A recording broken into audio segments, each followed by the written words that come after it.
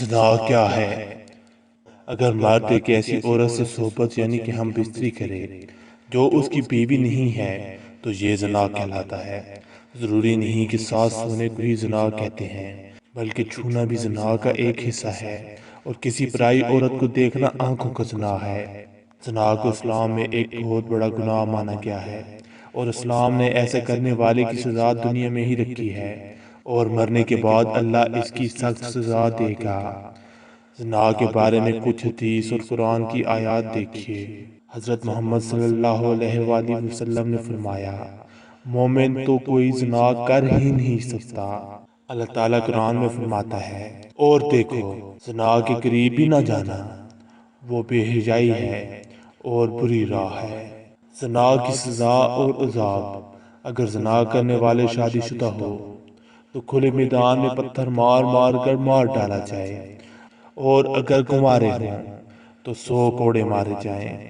آج کل دیکھنے میں آیا ہے کہ اس گناہ میں بہت سے لوگ شامل ہیں، خاص کر کے اس بازار میں شامل ہے جہاں عورتیں اور مرد جاتے ہیں۔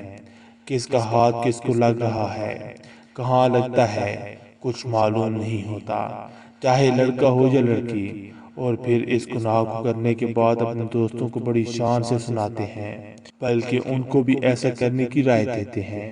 اگر کوئی کنوارا لڑکا یا لڑکی کوئی غلط کام کرتا ہے تو اس کا گناہ اس کے ماں باپ کو بھی ملتا ہے، کیونکہ انہوں نے ان کی جلد شادی نہیں کی، جس کی وجہ سے وہ غلط کام کرنے لگے۔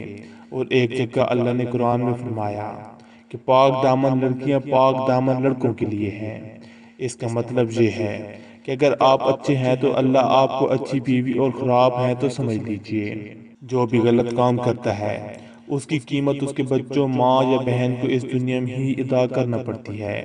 امام شافعی رحمۃ اللہ علیہ کہتے ہیں کہ زنا ایک قرض ہے، اگر تو یہ قرض لے گا تو تیرے گھر سے یعنی تیری بہن بیٹی سے وصول کیا جائے گا۔ دوستو، اس کبیرہ گناہ کی اور بھی سزائیں ہیں۔ سب کے گھر میں بہن بیٹی ماں ہے، اگر آپ دوسرے کی طرف تاک جھانک کرو گے تو آپ کا گھر بھی محفوظ نہیں رہے گا۔